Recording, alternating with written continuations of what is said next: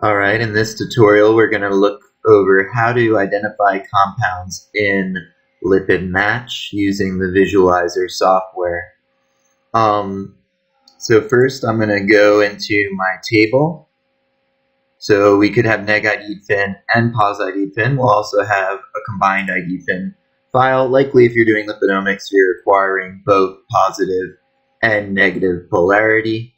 Now I opened up the negative IDFin file and hit a bunch of columns, just as we showed earlier for uploading data and annotating compounds. Here, where we have 4 columns checked, true, class, C-number, comment, viz, and these are the ones that I'm going to keep for annotation. I hit a bunch of other columns.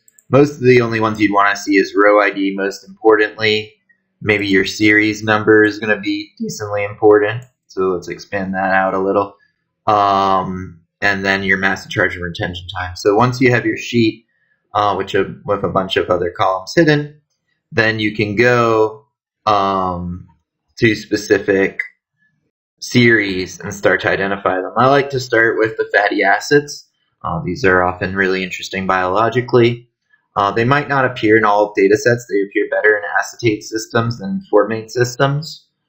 And they'll only be in your negative mode data. So I pulled up the first series 303 for fatty acids. I'll show you later how to find them. But here's series 303. And you can see I've already selected the compounds that follow a nice trend line in retention time versus mass to charge space. Now, we'll talk a little bit about the Kendrick mass defect plot, how to pull out series by series and how to map them. But the most important thing is once you have a series, which is one unsaturation, so in this case there's no unsaturations, but it would be one type of saturation, so either one double bond, 2 double bond, 3 double bond, etc., and one lipid class. So in this case it's a fatty acid with 0 unsaturations. We don't get good MSMS for this. All this MSMS, as you can see from here, is just the intact molecule, and so we have to use this retention time versus mass to charge plot, as well as the MS1 spectra formula prediction and the EIC plots, but I'll show that in a second. So this is after we've already confirmed the compounds, and you can see they form this nice trend line. It will go with your chromatographic gradient. So here we go. And so I'm going to pull up that series over here. So that's going to be series number 303. I freeze these panes. It's different depending on which software you're using. In LibreOffice, I click this to freeze panes. And so let's go to 303 in this chart. All right, so here's 303. And I'm also going to look at now the data tables. And since I highlighted these, everything's cross-referenced. Only the data will show up that is based on your selections. So now I go over here, 303. The first thing I'm going to do is I'm going to say that these are all checked, because we are going to check all of this series, meaning we're going to look at it. So quite a bit of species with no fully saturated species, no unsaturations, still going down. So a lot of species to look through. So 90. Obviously we don't have 90 fatty acids with 0 unsaturations, different types. But we do have quite a few. And so over here now I can start looking. So it starts with feature 33. So that one's true. Then 139 is the next one.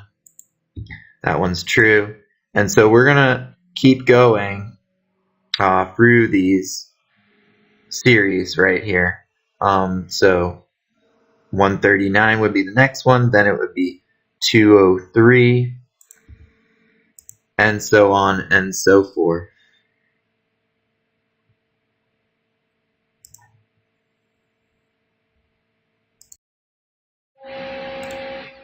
So once we finished this entire series, then we would move on to the next fatty acid series. And so I'll show you how that's done. So here now we're completed with this series. We can unselect. Now all of them will be back selected, including some things that may or may not be similar to fatty acids, but might be some other series of chemicals that shares the same mass. You can see these form a series, but they're not forming series with the fatty acids, which is very interesting. So one thing I do want to note is, how do we know that these are the real fatty acids? And so if we click through them, you can see one, very nice EICs, nothing in the blanks if you had blank samples. Nice repetition if there's 2Cs, so these 3 are repeat injections. So this is just showing that the peak's real. It doesn't say that it's a fatty acid necessarily. And then you can look at the isotopic pattern.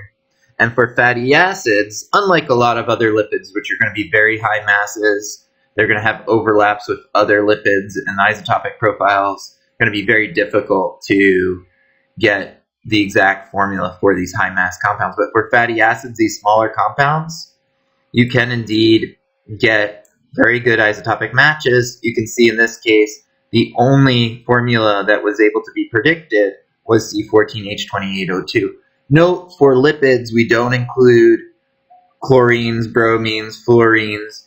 So there could be other compounds potentially that match this, but very unlikely, especially since chlorine and bromine would have a very different isotopic pattern. So within our elemental constraints, this was the only compound that was able to match. And so within a trend line, here's the C15, here's C16. You can see all of these have the correct formula prediction for a fatty acid. Not only that, but if we look at the fragmentation, even though a high collision energy of up to 40 volts was used, there was a 20 and a 40 volt used, we still don't see many fragments. It's just the precursor ion. And that's what we're going to expect for fatty acids. They don't fragment very readily. So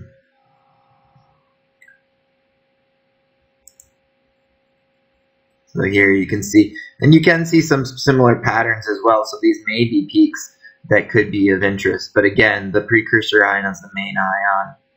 And then you can see, even if you don't get a formula prediction, the formula prediction only takes the top 5,000 in most cases of features to predict formulas, because it takes a long time. So there's going to be some missing based on that. Also, quality of your spectra. If there's too much noise or overlapping peaks, it might not predict a formula.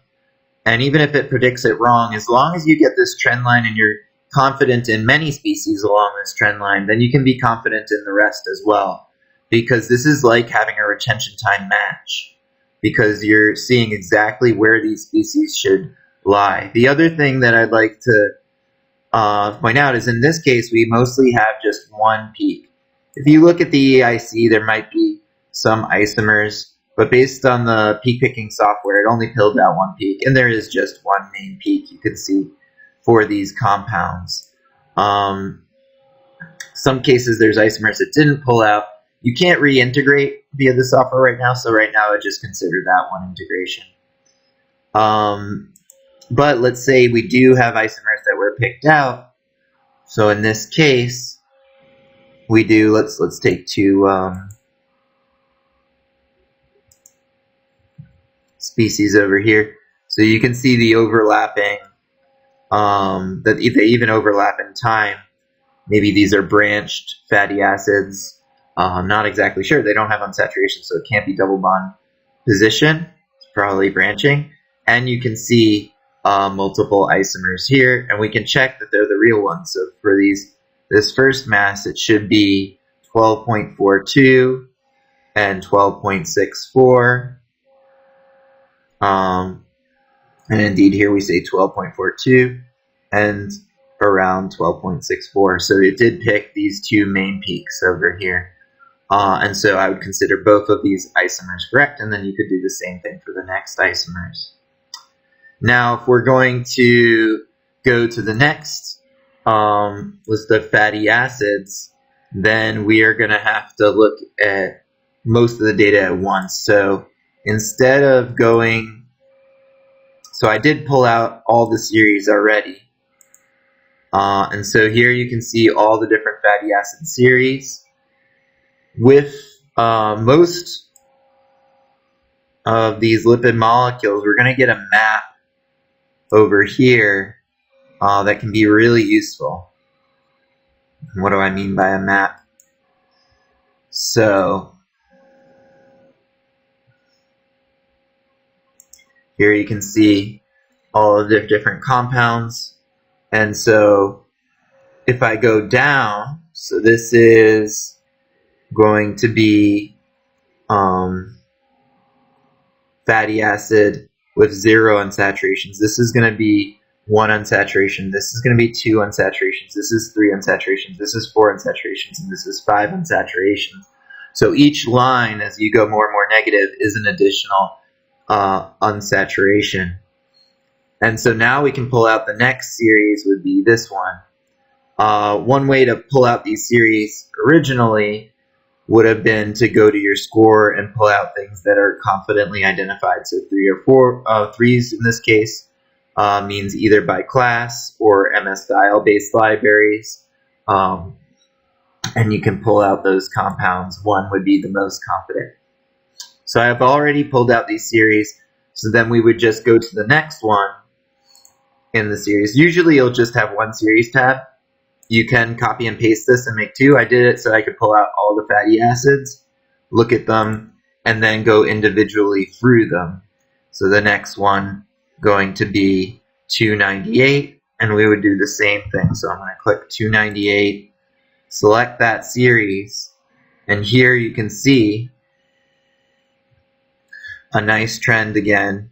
So probably starting over here. No identification, but you can see that it would be a C4 fatty acid with 1 unsaturation based on the predicted formula. These series predicted formulas are very helpful. So they're based on which formula for a chemical series appeared the most. So in this case, the repeating unit of CH2 with C2HO2 left over was the formula motif or repeating formula that appeared the most in this entire homologous series. And so it got top voted, and so it gave every molecule something like this. And it's nice. You can see C4, C10. This would be C12. So 12:1 fatty acid. So some of these we can tell right away that they have a nice trend line. We do see, again, the correct formula over here as well for some of these compounds, which is very helpful. And here's a nicer isotope. You can see that there's some overlap from another peak that comes later. This is one of the reasons we don't include chlorine in the formula prediction, because this would look like a chlorinated profile, but it's just that you have something 2 Daltons away with either a difference in unsaturation, so 2 hydrogens different probably. So these look very nice. We can also check for isomers.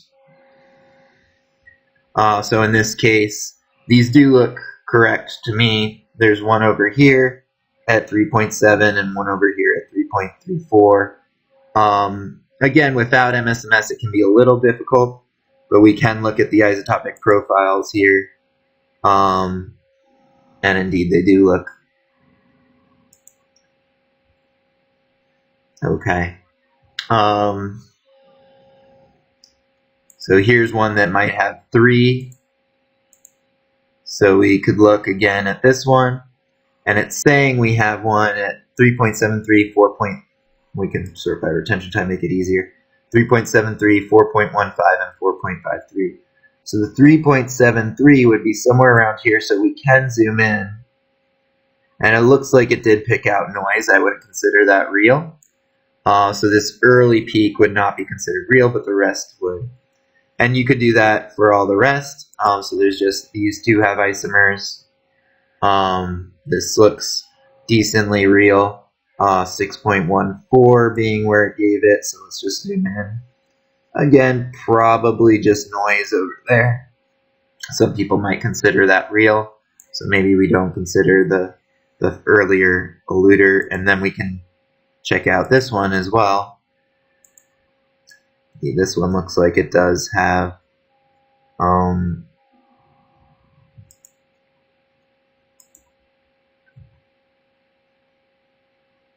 number of isomers. Now this is a little difficult to tell, what's real or not when we're trying to match these retention time trend lines. This would be, again, C26:1. So fatty acid 26:1. 7.29 is going to be somewhere this peak, then 7.49 is this peak over here, and then 8.0 is this peak over here. So these could be real as well, just based on their chromatography. They do form the right trend. Then, there might be a gap over here, and these might be real species as well. But it's very difficult because there's a gap in this chromatography, and these are very high mass fatty acids. So one thing that can be helpful here, if we're not sure and there's a gap in the chromatography, is to add back a series. So before we were looking at series 303 with 0 unsaturation, so we can see how series 303 trends because there was no gap and overlay. So here, okay, we can see nicely, right, that these purple species for our monounsaturation, even though there's this gap here, do fall very nicely with the expected trend based on the chromatographic gradient slightly below. And so while if we only had these, I would not consider them real. With this overlay, I can now consider them real as well.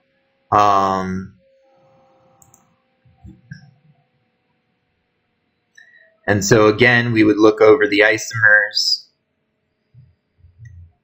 and determine, whether these isomers are real or not. Let's just kind of highlight them all. You can shift-click down, and you can see a lot of isomers. And so we go one by one and check these. So I've already done that. So now I'm going to highlight those that we confirmed.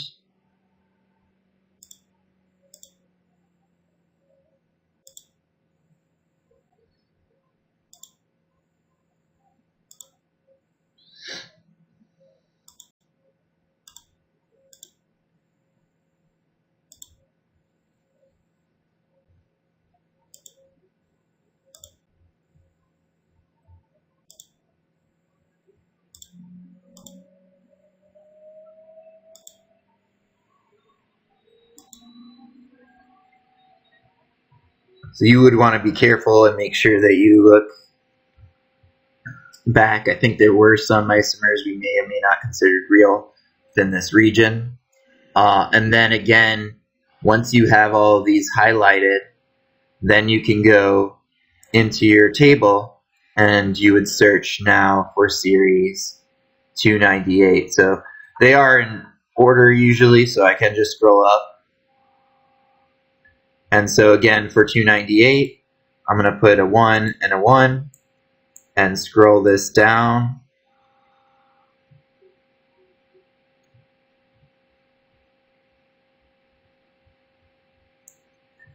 All right. And then we're going to include the ones that are true, which are going to be in this table, right? So this would be 34 would be true. The next one's 162 that it was correct. Then 182, 199, 219, 288, 323, 427 is the next one. 477, 480. So sorting by retention time or mass charge is even better in this table to make sure that they align nicely. So then it's 563, 608, 635. And then we're almost done, so I'll just continue over here. 659 being the next. 729, 785, 867, 1627. Over here. 1717, 1762,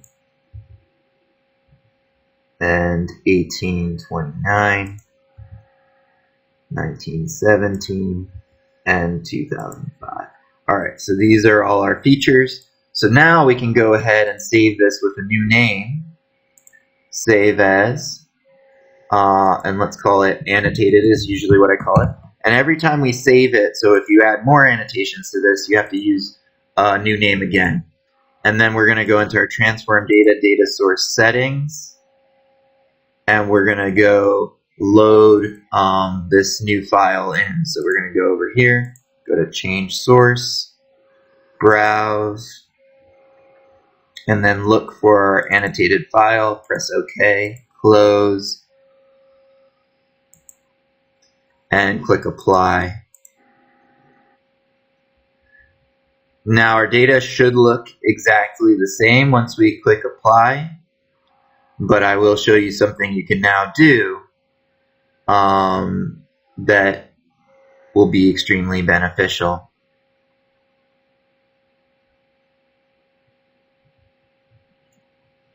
Just wait for these to load in. Shouldn't take very long depending on the computer you have. Alright, so these are loaded in now. Again, it looks exactly the same, but note, now if I take my flag, there's checks, right? So this means I checked it. If I select one, it will be the ones that were checked. And then there's trues and false, so I can select one, and now it only includes the ones that were true. And if I put both fatty acid trend lines, we have, here's the ones that were true that we identified. So it's a great way to display and share your data, because these data can be shared online. If you have great data sets, please do send them my way and I'll share them on the website. If you look on the website at innovative-omics.com, you can see our data sets by going to data sets, and here you'll see, so there's some lipid data sets, there's some PFAS data sets, ion mobility data sets, LC data sets, polymer data sets. So send us your data sets, and these can be loaded here and referenced, of course. So this one was acquired by Olivier Chevalier, and it was related to this publication. You can put the DOI, you can put links to your own websites, whatever you want. So do share your data. So we would keep going through the fatty acids. Let's save this. You want to save your Power BI as a different file name. I always save it in my output folder. You don't want to mess with the original. Now let's look at some other compounds. So I'm going to unselect the flag of 1. Going to, as far as my score goes, well, we're going to do 3 and 1. First, let me unselect all these series.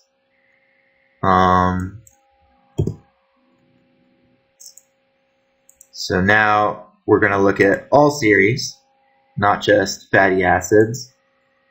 Let's put a 1 over here as well. So this is going to be various different chemical series, including phosphatidylcholines, if this is negative mode, so on and so forth. So let's look at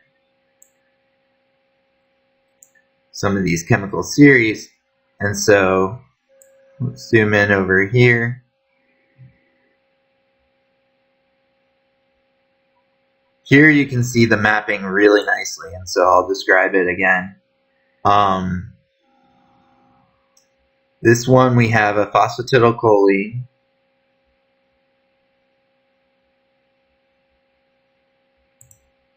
If I select this phosphatidylcholine, it's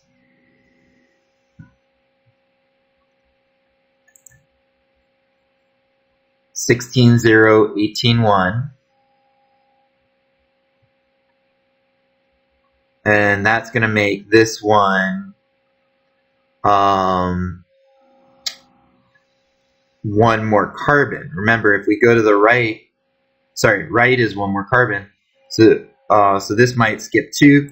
So this is probably 16:20:1 or something along that, or 18:0:18:1, right? So 36 versus 24. So we jump 2 carbons, and then this one should be 2 carbons less, so like a 14:16, or let's see what it is. Sorry, 16:16, 16:18, 18:18. Right, so 2 carbons, 2 carbons. We're jumping, and then if you go down these diagonal lines, it's going to be an unsaturation each time. And so again, we can pull a series. So this would be series 90.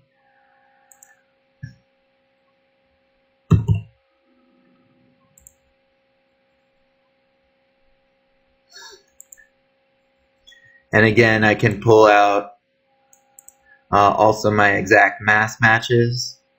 And even though we didn't get MSMS for these, now we can identify them in this really nice trend line, right? And so we can go one by one, select them. Note here over the tooltips, I'll update it so it actually shows the species name. Again, you can look at the formula prediction. There's a bunch of top ranked, so right, this should be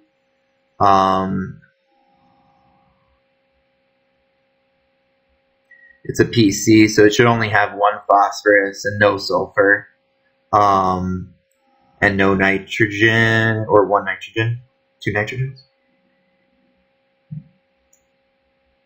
Here's the structure, right? So 1 nitrogen, 1 phosphorus, and so it may not be in this formula prediction over here, and that's okay, because again, once you get to really high masses, the formula prediction is not going to be very good. You can see that it did follow the nice isotopic pattern, but again, you're going to have overlapping isotopic patterns, etc., and it makes it very difficult to get the right structure. So instead, we can rely in this case on MSMS. So here's our MSMS fragmentation, and you can see the nice fragments that are listed over here. So we had a 16:1, 16:0, and an 18:1 as some of our fragments. We do expect this to be a 16:0, 18:1, but there might have been some 16:1, 18:0 as well. There you can see some of the fragments that were identified. You can also, if you look over here in the table, it will show you, so 14:0, 18:1 was another one as well that was annotated, as well as 16:0, 16:1 being the main peak actually. So 16:0, 16:1 makes sense here because these are the predominant fragments. The 1 underscores again are more confident than the 3 underscores. So we did have some, all the MS styles are going to be 3 underscore, and then we have some 1 underscores, the 14:0 and the 16:0, 16:1.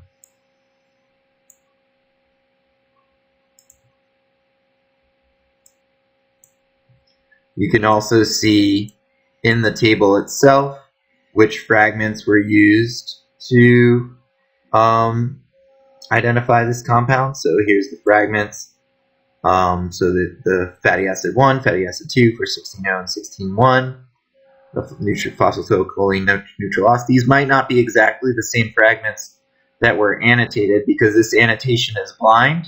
It's just based on the masses, whereas that annotation below is based on a database with molecules and their specific fragments.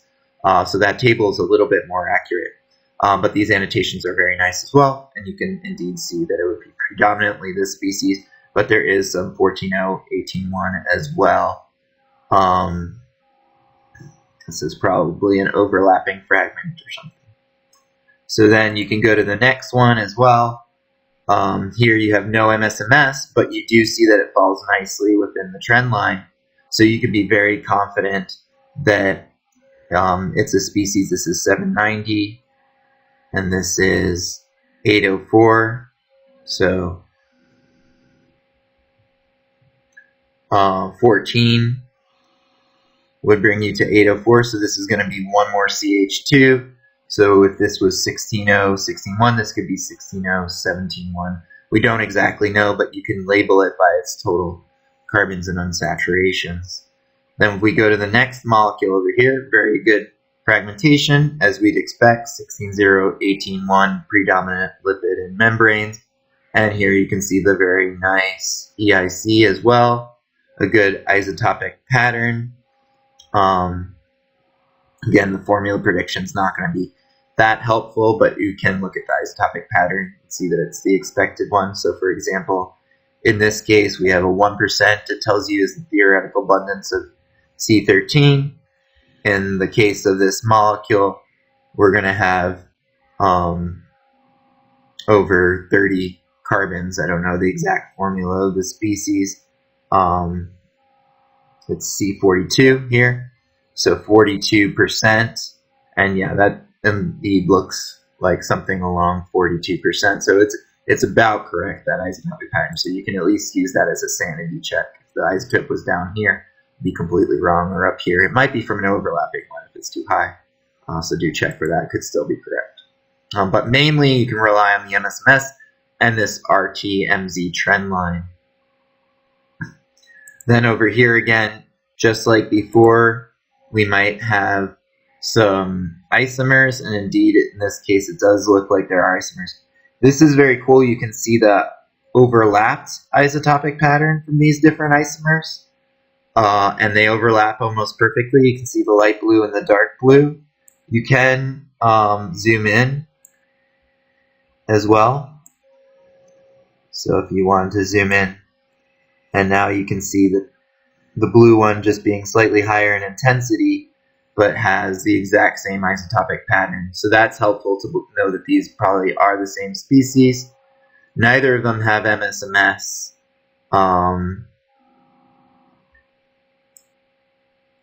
So that is one challenge over there. But again, they do follow the nice trend line. And then, of course, this last species, nice MSMS, 18O, 18-1. Can be annotated. And so like this, you can go through every single species that was annotated in every series and also add new ones that didn't have MSMS. So this is if you have a lot of time, you can really go deep into your lipid data set, annotating a lot of compounds. If you are a core laboratory or another laboratory where you might want to spend less time looking through these results, you don't have to look at this entire sheet. Indeed, in that case, you can just look at the outputs, what was confirmed, and use those. Especially this example only uses one MSMS file, but you're going to have lots of MSMS files, so you have way more coverage and way more confident hits. Those are the ones and potentially the threes.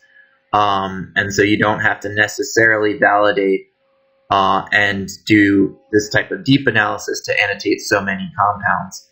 Now, if you are reporting a biomarker, you do want to look at this data in the visualizer and confirm that one compound before you start to put a lot of emphasis on it. So, you may have 500 compounds you identified using LipidMatch. You're very confident they have a 1, or fairly confident, less than 5% false positive rate. but then there's one compound or a series of compounds, maybe 10 compounds that are the highest statistically significant, or ones you really want to talk about their biology, and those you'd want to go back and validate. So let's say you've identified and confirmed all your compounds in the way that we've discussed. Then you might also want to do some unknowns analysis. And for unknowns analysis,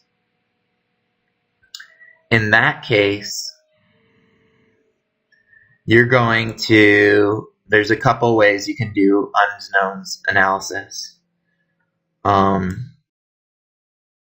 So here we have our scores set to 1, 3, 4, but we might want to include complete unknowns as well, that had no accurate mass database match at all. Note that if you unselect everything, it can take a while for the software to load, as you can see here. So we might want to move this. Also note that in the visualizer, you won't see all the dots when you zoom out, so you won't see all the EICs. Like if we look at that EIC, it just shows 2 peaks. It can't show all the data at once, so it'll only start showing all the EICs and things once we narrow down to a handful of compounds or one series. So for unknowns analysis, there's a couple things. One is this fatty acid screening. So I can say, hey, I want to look at everything that has arachidonic acid or 20:4 because this is an important molecule biologically. So I can select that.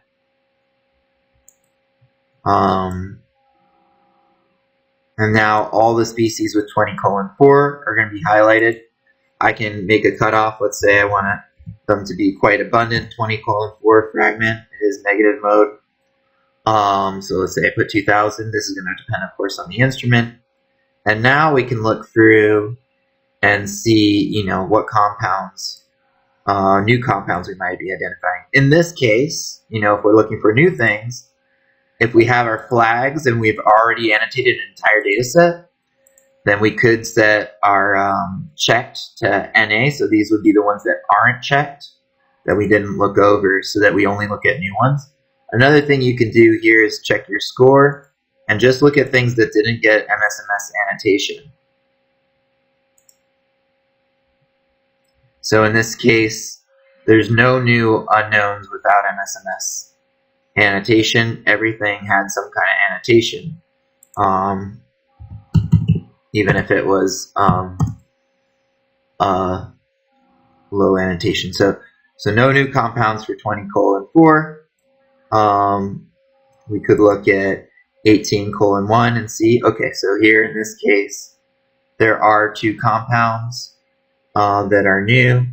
So this compound, 363, if we select it, and we can, one way we can do it is pull out its features. So it's going to be series 230, and so we can see if it falls in a series with anything, and it's going to be feature number 381. So let's just pull out the feature first. So I think we said 381.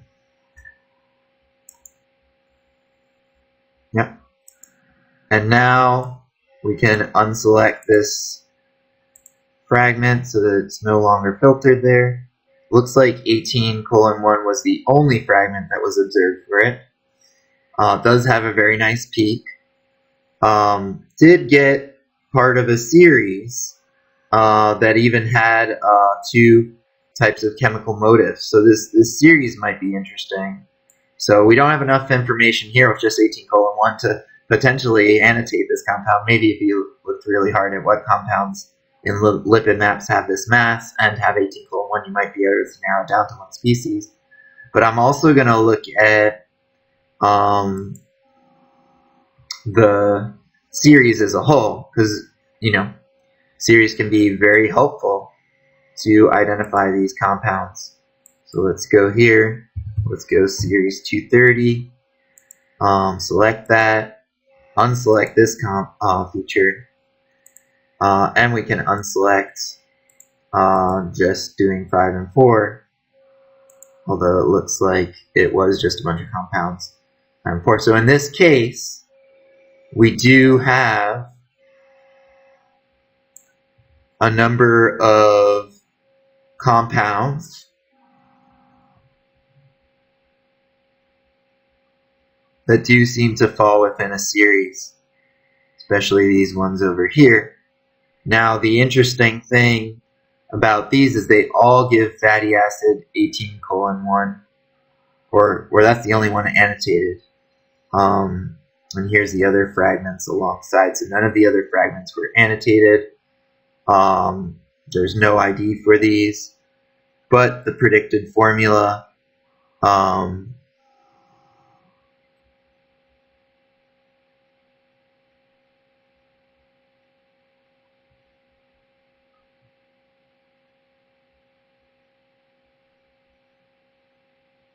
(36), right?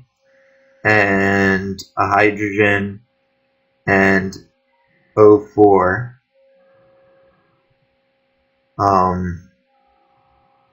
Not exactly what this could be. I was looking at potentially a dimer of fatty acid, but it doesn't look like that.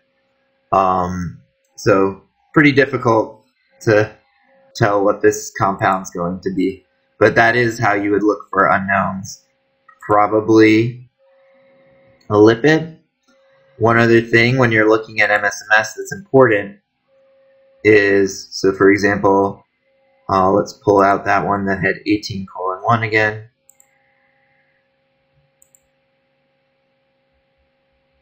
Actually, is it out here? So it didn't even fall in the series with everything.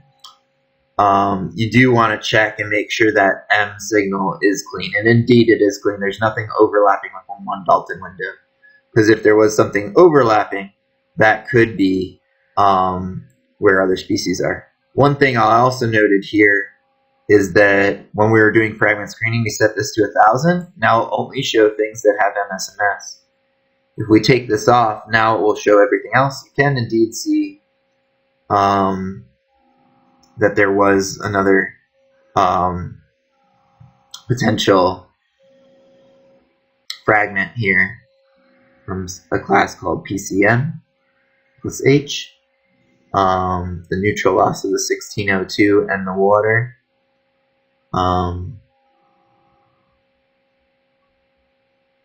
There's a neutral loss of a 20:4 as well.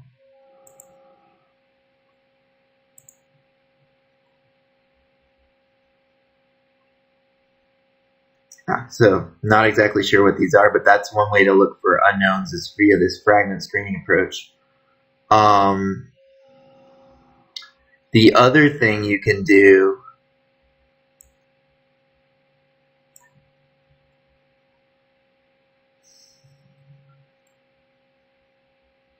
is look for the number in series.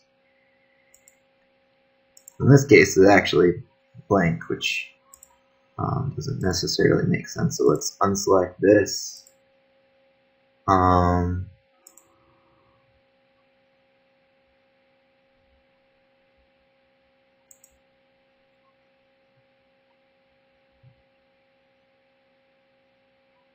So I'll fix that, but this will be the number in the homologous series. And so that's going to be very important as far as what compounds are going to be identified in long series. So if you have a bunch of CH2 separated compounds, they'll form these large series like we saw with the fatty acid with zero concentration. Very difficult now necessarily to identify all these, but you can look at some of those biggest series that have CH2 differences. They don't have to be lipids necessarily. They could be polymers, other compounds, but that's what to do. So with that, I'll end this video tutorial looking over LipidMatch. And please put any comments if you have any questions in the comment section of the YouTube. We give trainings. I know this is a lot of information, and there's a lot of ways to look at this data. And so if you want on-site trainings, also go to innovativeomics.com for some on-site trainings. And you'll also be able to download the software there as well. You'll see some helpful links in the comment sections as well. So thank you, and until next time.